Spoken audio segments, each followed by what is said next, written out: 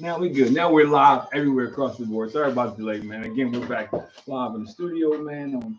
You open up these chats from there? Yeah. Let me open it up. Just to introduce myself real quick, I am Devin Pender.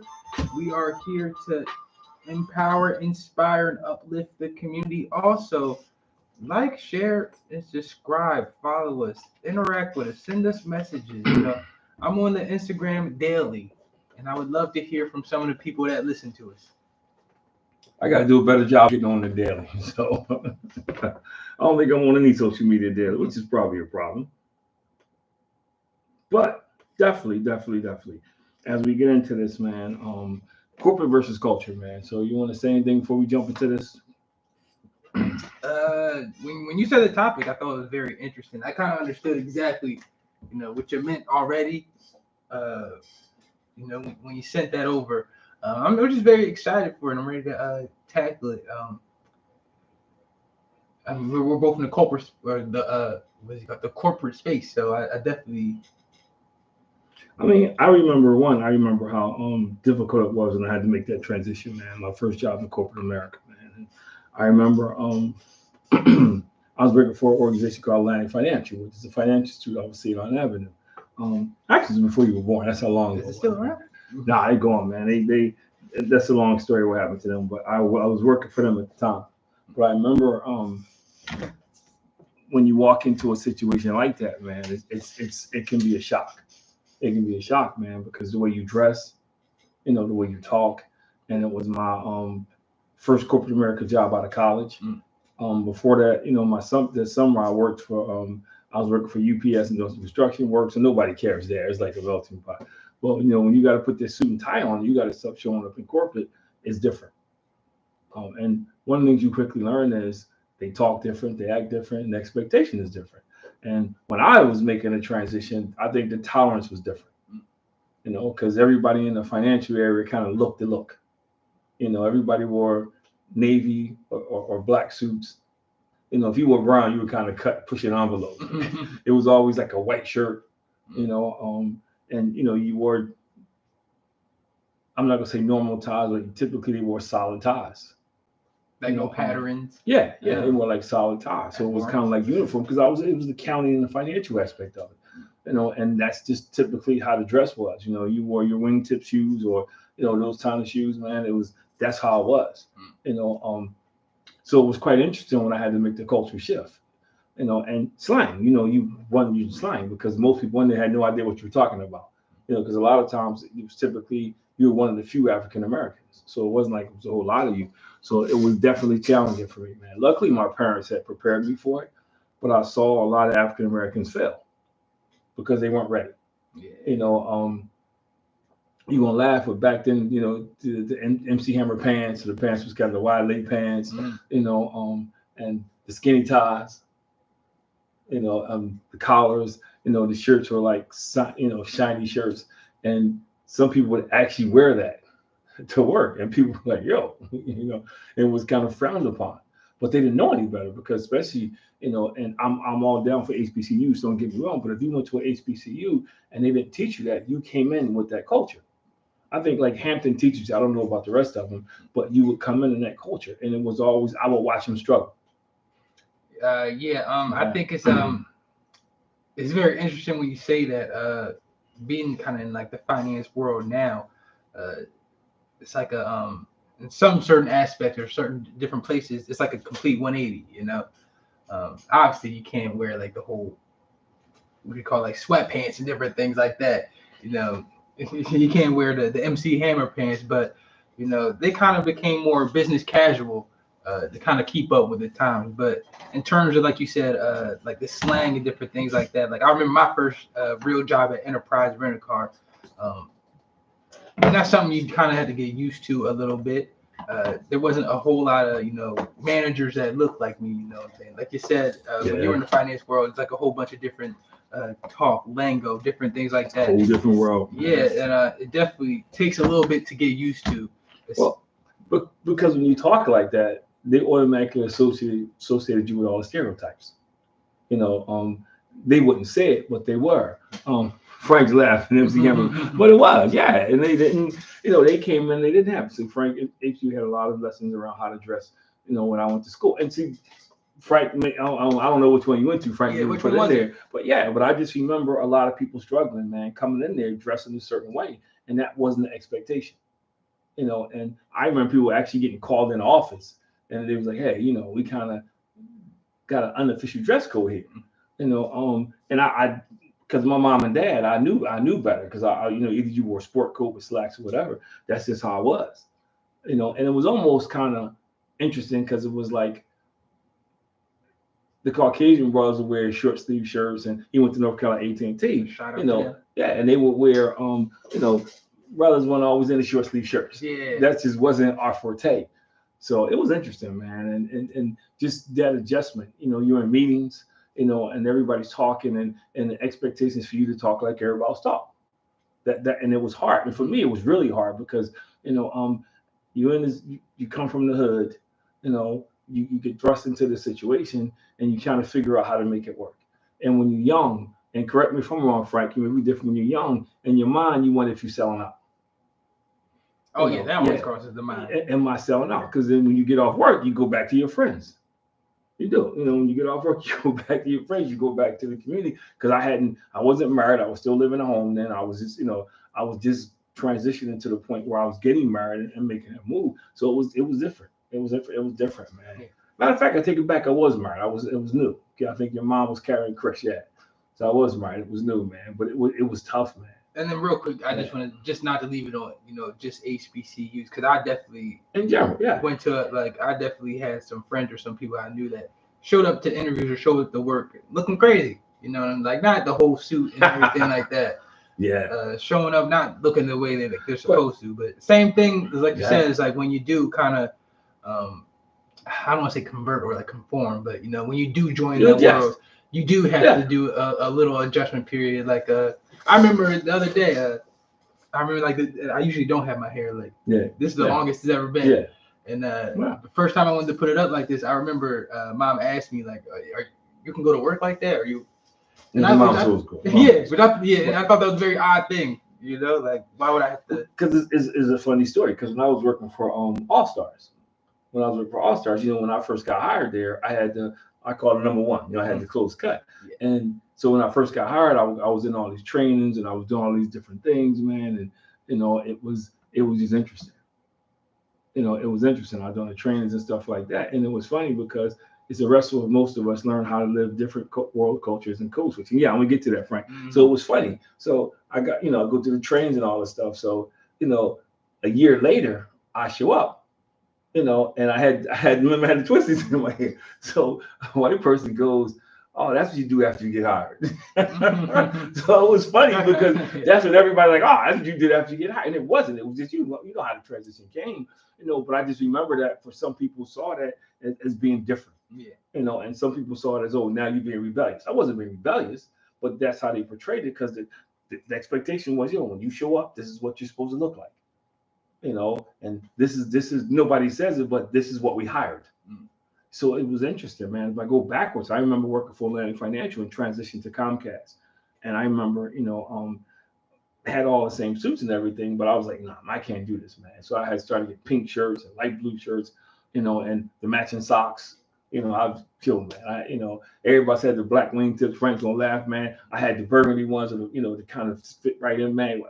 Stacey Adams though, and none of Bush. I had the best, but it was funny because I remember a guy that got hired and he was trying to get in, and they put him in a mailroom because of the way he dressed. Really? Yeah, they never told him that, but in the meetings they were like, yeah, because he had those Frank don't laugh, those MC Hammer pants and these shirts that looked like you plug them in back then, man, with the thick collars he used to wear, and he was kind of a thick guy, so he used to look at like one of the fat boys. Just before your time again, Frank knew what I'm talking about. Yeah. So, and I remember it being in the room when they said that, and they didn't know I was from North Philly. So the comment meant they associated with him, with North Philadelphia. And somebody said, "Yo, Chris, where you from?" "Hey, Wayne, what's up?" I said, "I'm from North Philly." Mm-hmm. So it was interesting. And then that's where you get the comments, and now Frank may know what I'm talking about. Oh, they don't say it out loud, but oh, you're very articulate. They leave out the "for" a black person, or "you wrote this." This is very well written. They leave out the "for" part, but a lot of that was part of it. Yeah. And you don't want to get upset because a lot of times, my situation, it seems like I was always the first black for a long time, man. It was like, I don't know if I was acceptable because of the school I went to. They're saying a lot of times I was the first black or one of the few, and it was just different. Even if when you went to social events, it was even more different. Because I always felt like when I went into social events, I had to always be on my best behavior. They could drink and be silly, and I felt like I could never do that. Because it was portrayed differently. So let me ask you, do you really put yourself in these shoes? A younger you, do you have to, give up yourself to become corporate in a way? Do you have to change? Do you have to adopt the code switching, as Mr. Frank Robinson would say? Well, yeah, but see, I think Frank hit on the head. When the younger me didn't know that, Yeah. So it was more of a struggle. I still had, I went to RIT, which was predominantly a white school, and I had the culture was different. They were kind of giving me money, so I kind of had to fall in the line. And my thing was when I come home, it's gonna be different. Yeah. I come home, man, I'm going back to my community, man. It's gonna be different. Little did I know I was gonna be working in corporate America in the same type of environment because it never dawned on me that when I walked into corporate America, it was gonna be just like college. It wasn't gonna be a whole lot of us, or the us that was there was in another department. The mailroom with different things. Yeah. In operations, it wasn't a lot of them in the financial aspect of it. So that part was interesting. That part was real interesting, and for me, it was a challenge because I felt like I was giving up some of myself. I didn't see it as code switch, and Frank used it, and frankly, I probably wasn't really good at it. Because at work it was like I just didn't say much. Yeah. I just kind of kept to myself. So then I was like, So well, but the problem with it is that then you get the stereotypes coming. He's a brooder, he's a loner. He really doesn't fit into the culture. You get all that stuff start to come in. So you got to find a balance. So, but as I went on, actually, I met somebody that was working in another department who was a little older than me that kind of helped start to bring me through the process. But for people coming in who didn't have that, it's a struggle. And I saw guys would come in, man, and they would come in, yo, what's up, man? Like loud and stuff in the morning, man. Everybody's like, excuse me, because that's just not the climate. Or we would go out and they'd be like pouring them back, man, and everybody be looking at them, man. The next day that was the conversation in the office, man. So it was just a whole interesting dynamic that I had to adjust to, and a lot of people couldn't. So you see people would come and they would leave.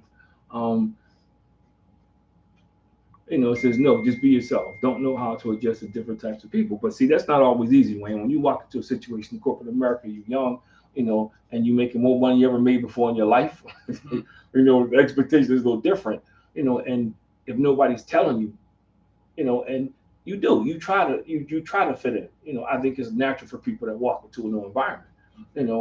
It's no different when you're in the hood. When you get to a new environment in the hood, you're not looking to stand out right away. You're looking to try to figure out how do you fit in.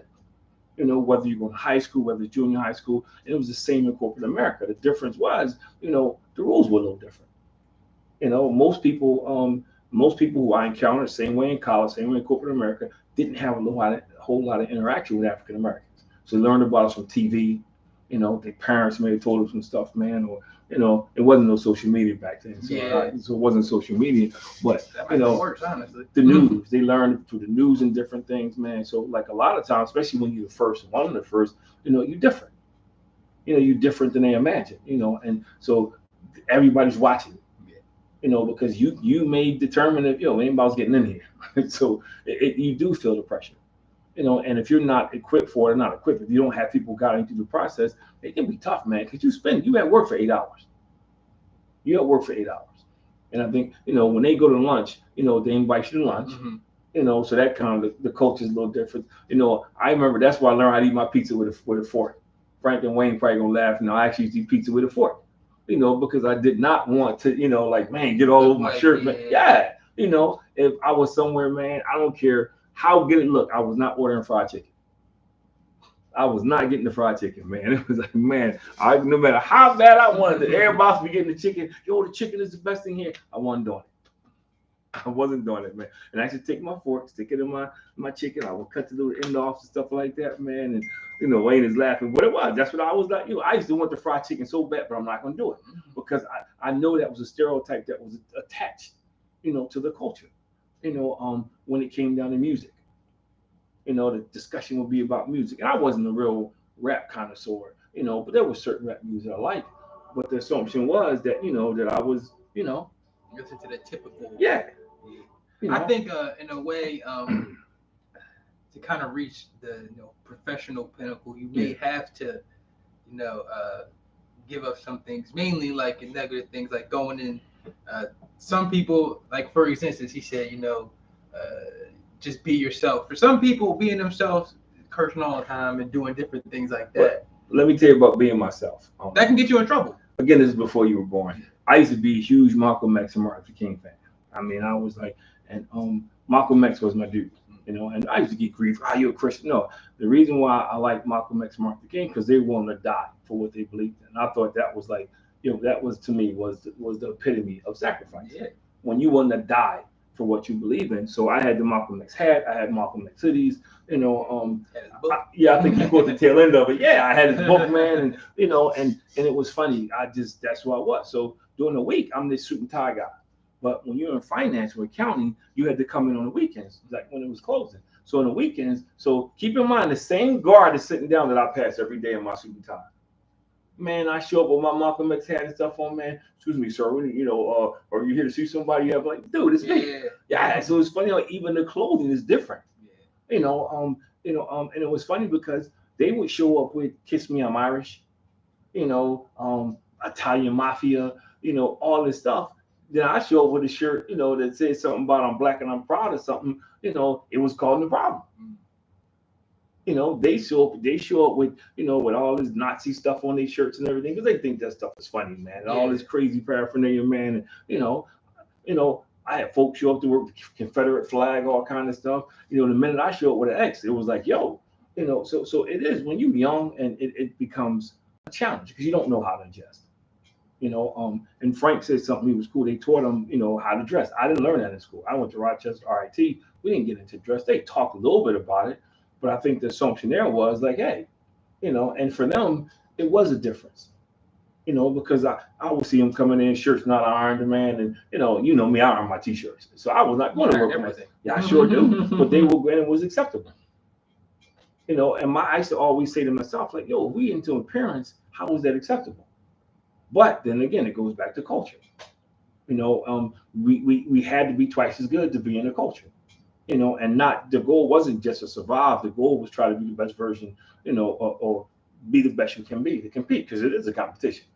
When it came to getting promoted, all that stuff you were thinking about, so it did. Now, I mean, I'm older now. I don't care, man. Like, look, man, I don't because you got the kind of job you could. But even before that, I got to a point, man, when I was in corporate America, man, it's like, look, man, I like wearing suits and stuff, but I wasn't doing it to impress. I wasn't doing it, I did it because I liked it, and it felt good, and as a kid growing up, I didn't have a lot, so to be able to put on shirts and ties and stuff and go to work, I thought that was cool. And, and then I started getting jobs where, like, I met Frank at People for People, was a lot more people looked like me anyway, so we all wore suits. So it wasn't quite the same, even though that was the expectation. So culture speaking, it was hard. But even then, I still kind of had to be, you always on your P's and Q's. It's different. And I think now, because, it's different now because now everybody's getting the hair like this. Everybody's showing up with locks and different things. Look, I know folk who don't even own shoes. They got sneakers, man. They wearing LeBron. You go out now, people got on sneakers and suits. Jordans. It's just different. Yeah. I would never do that. Even now, I guess I'm showing my age. I would never put on a suit and then put on a pair of sneakers. I'm not doing that.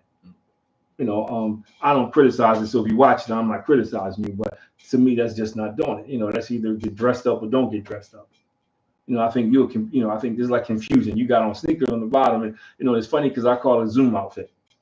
Because Zoom, you only want them to see the top. That's what I call it, Zoom outfit. That's why you only got the but so it's just different. But I think now I see people struggle with culture. Like for instance, and where I'm at now, Martin Luther King birthday pops up. I'm always You know, I've been into Martin Luther King's birthday for as long as I can remember. My parents, you know, it's a meaningful day, you know, for what he did, Yeah. you know, and I think sometimes we zero it down to think it's just what he did for black people, but if you go back to I had a dream speech, it was for America. It wasn't just for black Everybody. people, but for us, he did a lot, you know. So you know, I just assumed that we weren't working that day, you know, and we ended up working because we were having a discussion. I got outvoted. You know, two Caucasian ladies was like, "Yo, you know, we should come in that day because it's not. We don't really have it off as a Frank." He said, "I love the sneakers and the suit look. Come on, Frank, man, you supposed to be with me, bro." But I just remember thinking to myself, like, man, we're from two different cultures. Because for me, it was, yeah, it's significant they had a day off. You know, because all he did. You know, and this is where it gets tricky because a lot of people don't understand the significance of what Martin Luther King, and even some of us don't. Or they don't You care know, to. yeah, we'll take Juneteenth just because it's cool, but most people don't really understand what Juneteenth was. You know, but when it comes to culture, man, you know, it is tough because some people think that's who they are. You know, and not just culture. Like I like gospel music, so that's typically what's playing when I'm on off. That's what I'm playing. You know, some people get offended by that. You know, they get offended. So like I can't be blasting it now. And so there's a lot of things that you got to adjust when, you know, from different cultures. That's hard when you get to corporate America. You know, people talk a lot of slang, and I know you. It's funny because now it's funny because people talk like they text. Oh So yeah, I think yeah, that's annoying. so when you run across younger African Americans, man, they struggle, and they struggle. You know, and their first thing is, man, you know, I don't know how you do this, man. You know, you selling out, and it's not selling out. You know, but they don't know how to adjust. And I say, and I use the same example. I was talking to somebody a couple of weeks ago, and I said the same thing. I said, not selling out, you know, because he curses a lot. I said, when you go into church, do you curse? He was like, nah. So are you selling out? No, you disrespect where you are. And it's the same thing when you go to work. You respect where you are, and you understand the culture. So this thought of selling out, I also like. Does it always seem like a negative thing? You know, why do people feel like, you know, if you switch up a certain standard when you're at work or in that culture or that corporate space, that's considered selling You know, out? my personal opinion. Well, I'm gonna ask Wayne and Frank. You know what their opinion is about selling out. But to me, I think most people who accuse you of selling out is they don't have the same dreams you have. They don't same the vision. They're not chasing the same stuff you're trying to chase. You know, I'm trying to. You know, my thing was I love my neighborhood. I love growing up in North Philadelphia. You know, I always talk about it. You know, I go back to do stuff down there, man. You know, I do the toy stuff down there every year. You know, I love my neighborhood. However, you know, I wanted more. You know, my parents taught me that you should always want more than your parents have. You should always want to do better than your parents did. That was instilled in me. You know, I wanted more. You know, so my vision of success and their vision of success was different. You know, their success was tied to the neighborhood being who they are. You know, the neighborhood helped me become who I am, but it's not who. It doesn't define me.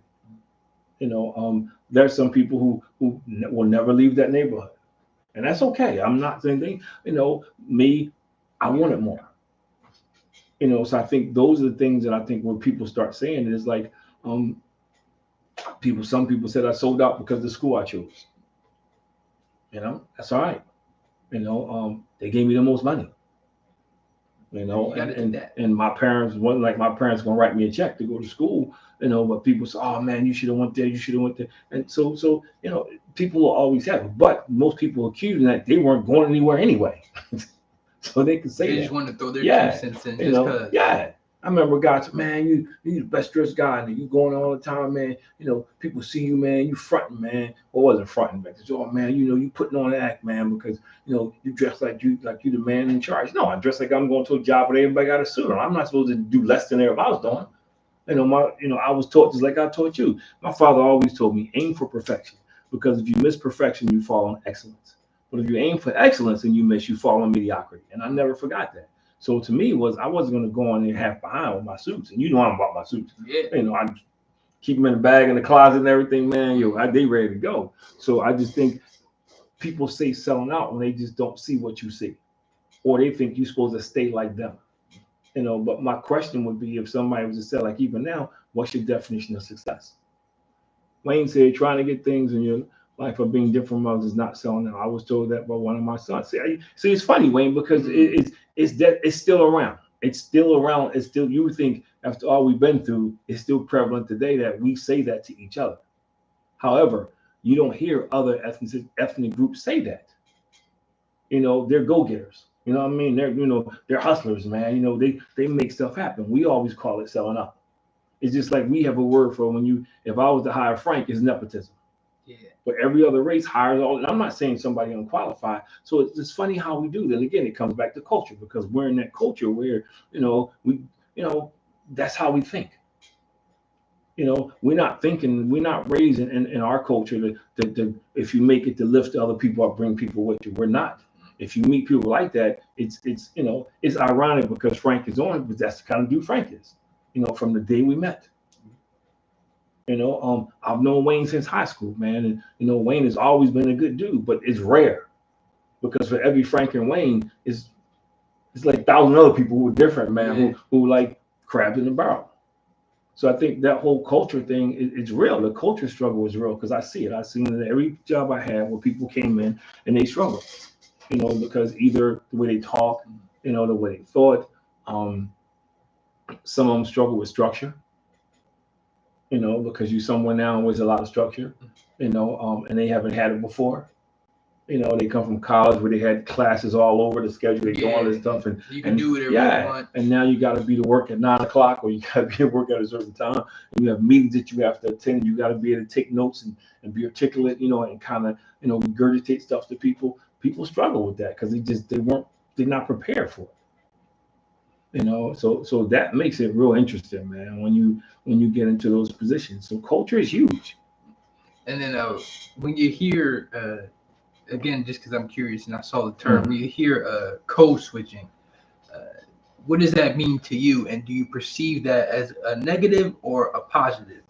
Nah, man, to me, code switching me is a level of intelligence, and I laugh when I hear people crack jokes about it and say, because most of us do it anyway. And we've been doing it. When I was in school, I acted and talked a certain way.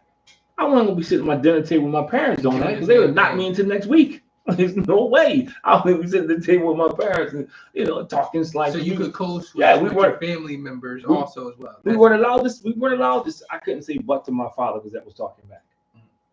We couldn't speak slang in the house because my mom was a teacher. There's certain things we were just not allowed to do. But when I was outside playing ball and stuff like that, I wasn't talking like I talk at home.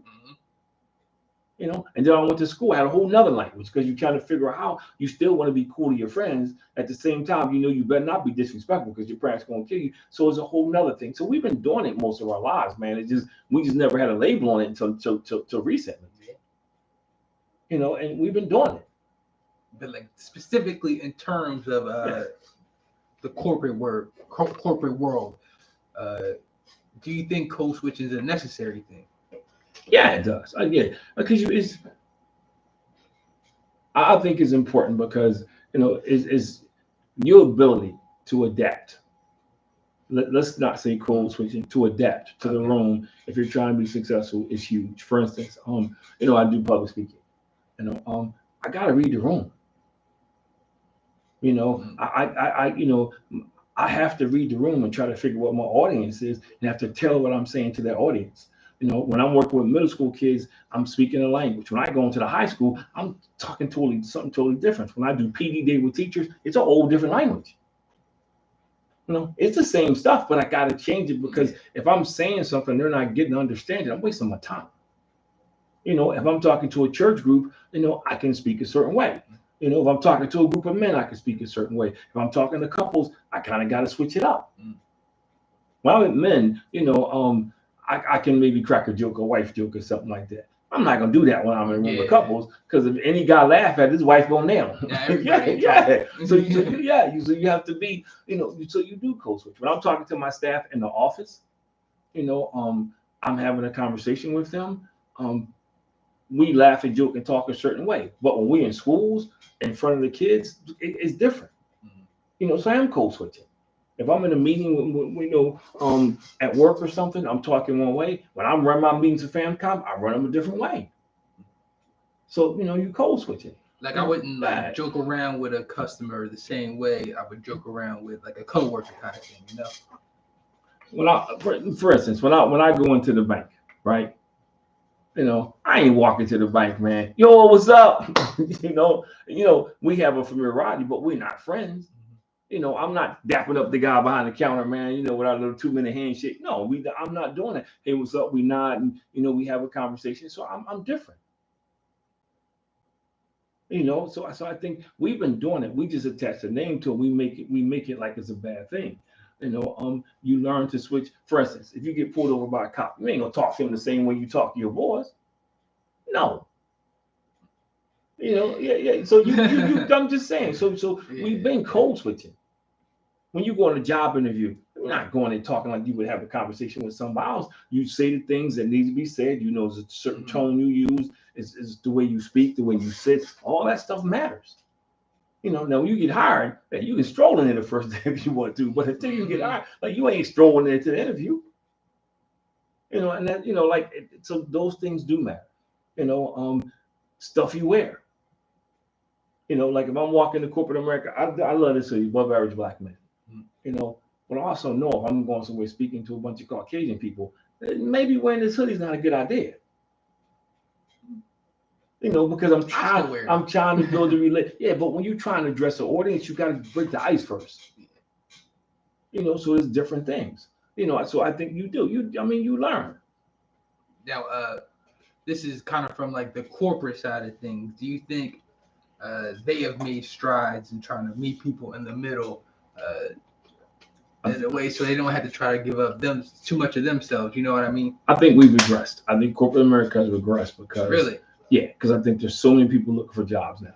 I do. I think it's so easy to replace people, and I don't mean easy because I think every time you replace a quality person, but I think you see it all the time. You see where somebody got fired, and in schools. I start with schools. You see schools where kids are being suspended because they refuse to, change their hair. These hairstyles cost a lot of money, but because they refuse. Even in corporate America, it was this whole thing 2 years ago, and even summer last year, where African American women were being discriminated because of the way they had their hair. So the more things change, the more they stay the same. Because I still think there's a group of people who, when they see us, they look at how we dress. And somebody's Pet Flurry sent me this video today. It was interesting. It was about overseas, and the guy was from Britain, and he was saying how if a black person does something bad, he represents all the black people. But if a black person does something brilliant, now he's an individual. And yeah, it was interesting when he said it, but he's right. Yeah, and he was talking about like the hair, for instance. That's part of it. They'll pick a bad person to associate a hairstyle with. They're not picking a good person. They'll pick some bad person, who had the same hairstyle. How many people got the same hairstyle? But yeah, they'll pick somebody, they'll pick the worst rapper somebody they know and they associate it with. Like I laugh now because Kirk Cousins, when he wears a big chain around his neck, and they just gave him a grill for his mouth. Yeah. Yeah, and it's everybody's loving it. Now, let's go to Lamar Jackson. Oh, he can't do that. No, not even that. It was funny because I never paid attention to this, but they were talking about that. Ryan Clark and those guys were saying he's never had a so Coach Man, dude's been MVP twice and he's never had a commercial. I never realized that. Like a national? No, you don't see him on TVs, and so a white guy said, yeah, because maybe he don't speak well, and then they put up a good point. Penny Hardaway. Little Penny. Remember they invented Little Penny? You don't remember for your time, but yeah. Frank and Wayne know Little Penny. They had the little puppet that would be on there with them. They bought in terabytes and different things. So it's funny how even in sports it's different. Culture does matter. Because Lamar Jackson shows up with his hair, and braids or whatever. He's not the clean cut quarterback. Let's go Allen Iverson. They put a rule out. You got to wear a suit now because he came in, they were wearing suits naturally, and he went, he brought in this whole hip hop culture with the cornrows and the tattoos. Now everybody got tattoos in it. I don't think you can find anybody without a tattoo. But that initial part of it, was the culture. Even if you look at, I remember I was watching the Reggie White special, the culture when the Christian culture when they was in the NFL, where I never knew this, that the NFL threatened to fine them for praying if they prayed in front of the camera. You know, now he kept doing it, you know, but again, because you can't bring this culture in here. You know, even though it was a bunch of Christians around the league playing at that time, that culture is, because the powers to be. Look at Colin Kaepernick still not playing. Why? Because he was defending right or wrong, right or wrong. He was taking a stance for things that was happening, to people who I'm not gonna say look like him, but you know what I'm talking about, African American people and things that were impacting a certain culture. So he just got blackballed. So he can't. And it was funny because they were Ryan Clark and Stephen A. Smith was going at it because of the same thing, because Stephen A. Smith was getting on him because the workout. He set up the workout the way he yeah. changed. So Ryan Clark said, nobody, and Michael Irvin, they said no NFL player in the history had ever signed a contract like that where nobody could come to the workout. It had to be in the usually the workouts are open. Whole bunch of different teams got to so no, I think we look at it and we want to believe that it's so different now, but it's not. I was talking to a group of guys and said the same thing, because this is how, sweats and and so when I go do PD days and stuff like this is it. And I'm like, guys, I'm like, yo, don't you always dress like, don't you own any suits? I got suits. Yeah. So my question to him was, were you gonna list, am I any more important because I got a suit on? So even in the culture. Yeah, it's like you're getting it from both sides. Yeah. So everybody wants you to believe that, but it still matters, man. Yeah. It's no different when I walk in and some Caucasian ladies see me, like they look at me, they still give you the look. Boy, they still give you the look, man. Like, that still happens quite often. That's not everybody. That still happens. Culture. Or I was in a conversation today, so jokingly somebody said, "Well, you think I'm an angry black woman?" Yeah, they wouldn't say that to a white dude. So and it was a sister, so she didn't, but that's what I'm saying. So culture does matter, and I think sometimes you have to be careful, because when you try to assimilate, and that's why I say you're wrong. Mm-hmm. When you try to assimilate to another culture, you're kind of putting all your stuff to the side.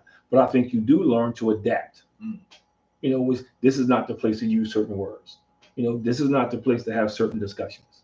This is not the place, to talk about certain things, because it's just not appropriate or applicable to the environment that I am. Part of me feels like, though, if you have like if you were raised right, you would be instilled with that beforehand. Well, okay, now we're getting into it. Define raised right. See, this is the whole thing, because I define raised right. I'm gonna be honest. I can only go off of how I was raised, and like I knew growing up, I couldn't say certain things in certain places. But I can't act this way here that I could act there. You know what I mean? But I have friends who we were raised in the same environment, but the parenting skills that our parents had were totally different. So in their eyes, they were raised right. That's what I meant by that. In their eyes, because you do have people out there telling their kids, man, you'll be yourself. I'm not gonna say names. I remember somebody who graduated from college, and they had that's when the Muslim bear thing was huge, man. Everybody, and some people still rock. But I remember, and I said, he says, man, could you give me some points and give me the shit? I said, you're going into this field, where you're going to field to be a psychologist. Yeah. You're going into where you're gonna be mostly working with Caucasian, possibly females. Mm-hmm. Big dude, you're gonna be intimidated. Man, if they can't hire me for who I am, man, and after about 3 months looking for a job, he shaved, got a job, then he grew it back. Yeah. So it doesn't matter, and so and you got to look at it that way.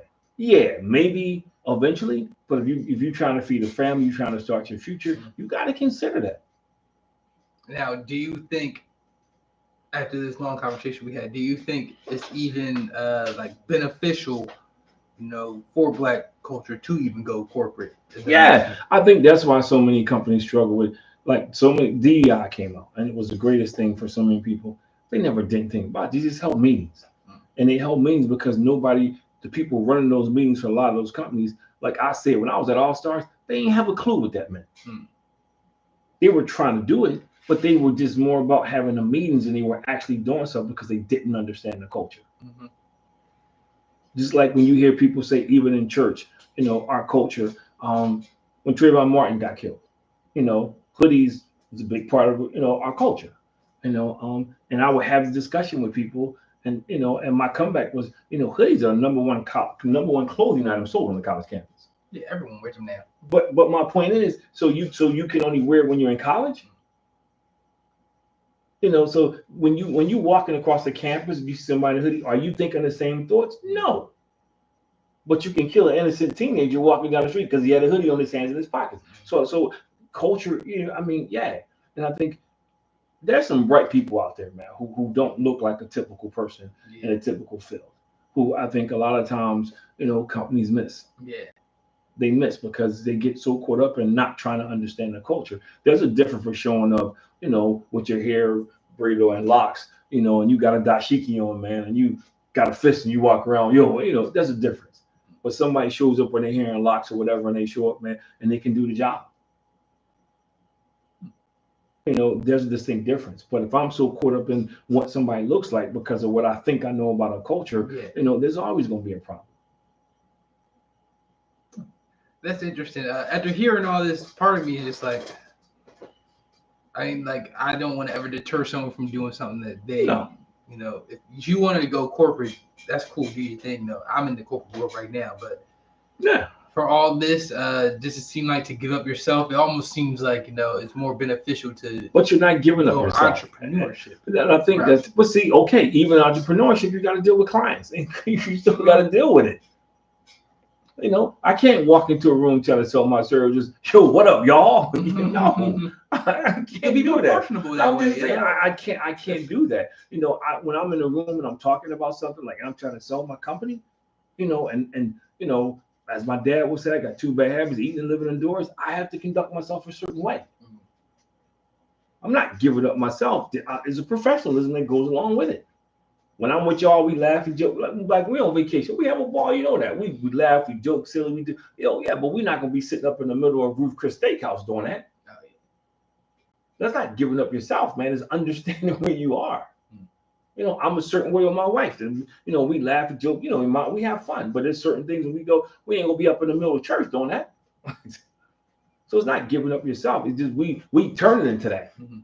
And it's not. And I always say, if you know who you are, man, you're really confident in who you are, making minor adjustments like that, it's not taken away from who you are. It's not. It's like when I play sports. And Wayne's on here. Wayne, when I was in high school, I was very introverted. I didn't talk a lot. I kind of kept to myself. Didn't know a lot of people, and I was cool with that. But people who knew me, like Tommy and who I grew up with, it was a whole different ball game. And when I played sports, the hat came around. I was aggressive. I could be all those things. My coaches weren't complaining. They weren't saying, I need you to be more. No, they could care less. When I cross that line, this is what I need you to do. It was the same way when I went to college, man. Yeah, they had some, because of where I was from and everything. But, as long as I produced, man, it was about results. So there's some people who it is a big deal. And like even when I went to college, I grew up in a culture where they cursed a lot. People, you say SHIT, you do those things. Well, I don't, but I'm saying I grew up in a culture where that was, not like now. Y'all people just curse down just to curse. Back then, you throw a few words out there. When I got to college, man, we weren't allowed to curse in the gym. Dude was like, this is my country. We don't talk like that in here. So I had a choice, either adjust to that or not play. I wasn't selling myself out. So I think those are things that is how we really have to look at it and stop assuming that every time, that we have to make an adjustment that we're selling out. When I met my wife, I had to give up the single life. While I was selling out, I had to adjust. I'm married now. You don't think that's a little different? What's different? You adjusting? You changing? But that's not like a. It's not like a code switch, though. You know what I mean? No, but you said if you adjust, but you are changing. You change, and it's still the way I'm with Deb. I ain't like that with guys. I'm around a bunch of guys. We had two totally different conversations. So how you do? I mean, you're not fronting, but you handle conversations differently. Frank and I can yuck it up, and Frank and I have some personal conversations. We'll get together, man. And I'm putting Frank on the spot. I hope you don't mind. Yo, if we gotta cry together, we cry together. It's okay. But there's certain dudes ain't never gonna see me cry because we don't have that kind of relationship. we just don't have that kind of relationship. Dana, God rest his soul. The relationship we had. Him and I would have conversations, man, that I wouldn't have with a whole bunch of people. So when I hear people say that, I think, if you fronting to be something you're not and you continue to do it, man, that's different. But if you're adjusting the situations and things and you're doing the things you need to do, I don't think it's so. Maybe that's just me. Maybe Wayne and Frank, and I can't see that for over there, the chats over there, man. Maybe they'll pop in and say something, man. We got people on Aabm shirt. Maybe they'll say something. Yeah, man. I'm about to say a lot of people kind of chiming in I'm right trying now. To read all these different things. Trying to catch up a little bit. But I guess just one last thing. What would you say to a younger person of this generation who's trying to go corporate or struggling finding their way culture-wise in that corporate space? What would you say to them to give them some guidance and help them out? One, you gotta know who you are. Yeah. And I didn't know that. I was never taught that. And when I talk to kids, I see that now. I think you should be having this conversation with kids in high school, man. When they graduate high school, start to figure out who you are. Yeah, you're still going through some stages, man. You're still kind of defining yourself, but start to try to figure out who you are. Mm-hmm. Because once you know that, it's hard for that other stuff to penetrate your head, man. It's hard for somebody to come and says, well, Wayne, you should do this, or Frank, you acting like this, because you kind of have a sense of who you are. So that's one of the first things I would tell them, man. The second thing is learn your craft. Learn your craft and learn it well. Yeah. Don't go in there, farting around with no work ethic. Not trying to figure stuff out, man. Just going along. Learn your craft, man. Hone your skills.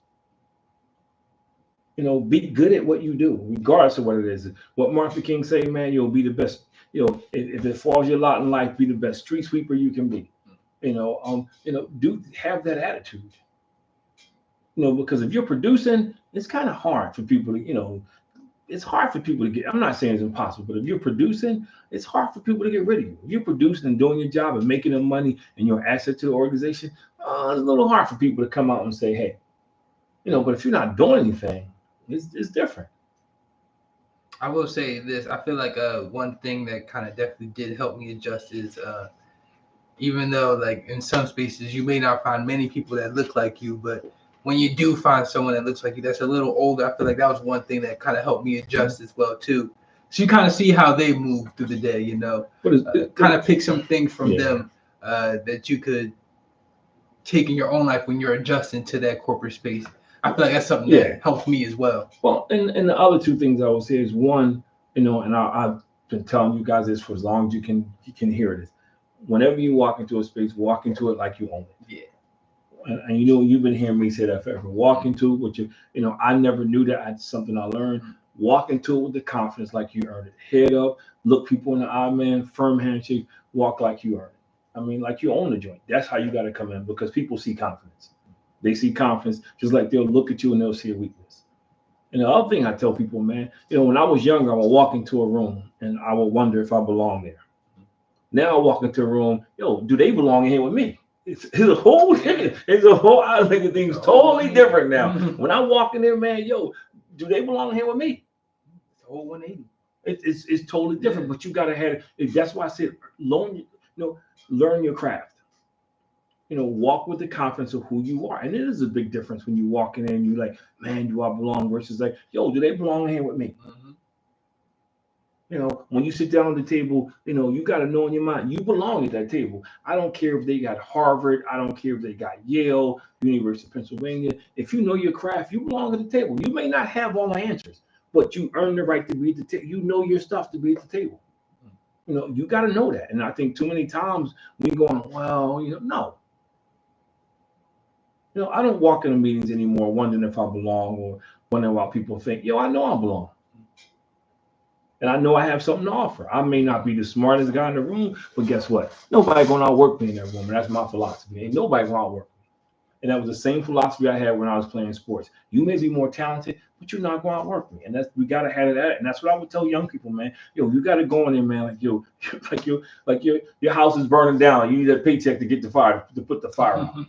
You got one pork chop left in the refrigerator, man, and and you got to hustle to get this money so you can put some more food on the table. You got to have that attitude.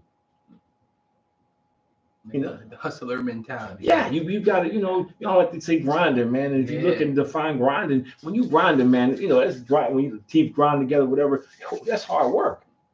Everybody say grinding now because they think it's a nice thing to say, but you got to be able to do that hard work, man. When you say, I think more of dedication nowadays when you say grinding. Well, when I hear people say grinding, I kind of laugh because to me, watered down. Yeah, because grinding to me is you fighting the resistance. Yeah. You going with the resistance. When you grinding, man, you are going with the resistance. You are. Yeah. Not I'm grinding because you get up every day. Come on, man. You get up every day. That's on you, man. Dogs wake up every day. Cats wake up every day. Goldfish wake up every day. That's not an accomplishment. No. People start thinking to myself like, that's your greatest accomplishment. You woke up. That's why you're in the situation you in, man. Yeah, nah. That's not it. My thing is, and this goes back to culture and understanding who you are. We have to, if you go back to slavery, people survived slavery because they woke up with a purpose. Yeah. They didn't wake up thinking, oh, it's another day of slavery, man. I'm gonna be trapped in this. Nah, they woke up with a purpose. Harriet Tubman, man, she had a purpose. Frederick Douglass, W. Du Bois, George Washington Carver, they got it. Nat Turner. So you got to have that, man. And even when the culture speaks against you, you got to have that attitude, that chip on your shoulder. You got to have it, man. Like, nah, I'm not just happy to be here. I belong here. Because that's when all other stuff is just like it's like a duck, man. Water just rolls off your back, man. Miss K, what's going on? So I think that's, to me, that's the green ingredient, man. When the culture meets corporate, man, is know yourself. Always have confidence in yourself. And then confidence doesn't mean you're not going to fail because you fail. I was watching a Kobe Bryant interview, man, and he said something that was it was powerful but crazy. The guy asked him a question. The guy said, have you ever doubted yourself? And he said, doubting is a waste of time. The guy says, what do you mean? He said, because only two things can happen. You can win or you can lose. You can fail, you succeed. He said, either way, you got to get up and start all over again tomorrow. He said, if you win, you still got to get up and start the journey over again tomorrow. If you lose, it sucks, but you still got to get up and start the journey. So he says, well, why waste your time doubting yourself? I like that. Just one step at a time. And so that's the way you got to, when you get in, that's the biggest thing you have against fighting culture. Not fighting corporate America who fights against culture. That is. Because there's some companies who, okay, well, you're too big. You're always going to be too something. Yeah. You're always going to be too something. And that's just the way life is. It's funny because they joke me a lot because I'm 62 years old. They joke me a lot because most people do what I do are a lot younger. But most people don't know half of what I know. I'm about to say that's the... And more importantly, I'm in better shape than most of them. I was about to say nowadays. I'm in better shape than most of them. But I'm saying, though, but for them, I'm supposed to have a certain look. They expect you to be a certain way. Or people look at you because I got hair. You got people look at you because I got my hair like this. Or, it's funny how they assume that because my age or whatever, this is the way you're supposed to act when you find out older. This don't work like that. Especially within our culture, we do. In our culture, we huge on that, man. You got to you look a certain age and act a certain way. So within our culture, there's a culture, man, who keeps holding us back. So it's not just culture in corporate America, man. It's the culture within the culture that we got to be careful of. So in other words, it's kind of like, corporate America needs to. I guess you just kind of say it's on both sides. There's things that could be fixed on both sides to kind of make it better for everyone else in a way. But I say this. I grew up in North Philly, and I say it a lot. That same fighting tenacity I learned, I took it when I went into corporate America. That same sense of I'm not going to be bullied, I take it to work. Now, I handle it differently, but I have the same attitude. I was talking to a kid and he says, "Man, I used to be bullied all the time. I hate it. I'm never gonna get bullied again." Yeah, that's the attitude you gotta have. Now you respond differently, but if I don't know who I am, it's easy for somebody to say, "Do this," and I think I'm selling out. I'm giving up who I am. And I'm gonna feel heat for this, but it's like telling somebody because they put in blue contact lenses, they're selling out. They're not who they really are. Come on, man. I mean, I'm not saying that's what there's so many levels that you could dig in and say that. Yeah. But if I change my name to Sammy, my name changes. I'm still the same person. So I think, so again, I know we got to close. Yeah. I think we have to be careful, but I think, to me, I'm very proud of my culture. So, Black History Month means a lot to me. It does. And I think, we need to do a better job of celebrating that. But I do, and me. Yeah. I'm on y'all Across about the that. board. Know your history. Know your Napoleon Hill said, if people don't know their history, they're doomed to repeat it. Know your history. Know from whence you came. Know that we didn't come from slaves and all this other old stuff. But the thing about culture that I think is funny, and I close on this, a lot of things we have in the so-called culture now came from blacks. It came from African American. Yeah. So when I hear people talk about cultures, you miss the boat because half the stuff you have now you wouldn't have if it wasn't for African Americans. So that culture that you don't like, that you're trying to dismiss, you got to give up half the stuff you have. Like it's not like that light bulb you have, it would just be a bulb. Would be no light. Yeah. Because Lewis Latimer, all that stuff wouldn't work. The stoplight you have. The brother, he invented that because it was a horrific traffic accident. Nobody thought to do it, so he invented it. He was one of the first African Americans to own a car. I didn't know that. To own an automobile. I didn't know that. Yeah, he was one of the first African Americans to own an automobile, and he saw this accident. He came up with it. The gas mask, open heart surgery. There's so many things that. So when people talk about our culture, that they wouldn't have, it wasn't for our culture. I like that. That's deep. That's just the bottom line, man. And I think those are things that we got to know. Yeah, I definitely got to close on that one. That was perfect. That was really good. It was another great topic. Again, culture and corporate got to somehow meet each other in the middle there, in my opinion. Another great episode of Above Average Black Man. We're on Aabm, Instagram, Facebook. That's A2BM. We're on all platforms. Like, follow, subscribe, share. Interact with us. We definitely want to hear from you guys, get some feedback, different things like that. And again, we're here to empower, inspire, and uplift the community. Yeah, I want to get this plug. I'm going to be Saturday, because this is important to me, man. Saturday, March 9th, 10:30 to 1 o'clock. I'm going to be at 1706 Fairmont Avenue in Philadelphia. The Holy Temple Church is the location. I'm going to be there talking about mental health. I've been talking to some bros about mental health, man, and I think that's really, really important. It's a really important topic, man, that we deal with. A lot of our youth to deal with some mental health issues, man. And there's a lot of men. There's a lot of men walking around here, man, with some issues they need to unpack. They haven't. So I'm going to be on there. I'm only going to be talking for about 30 minutes. I'm trying not to be on the panel discussion, but because I told my grandson I was going to take him to urban air, so I got to get him out of there. But I'm going to be on there again. That's March 9th, 10:30, 1 o'clock at 1706 Fairmont Avenue, Holy Temple Church.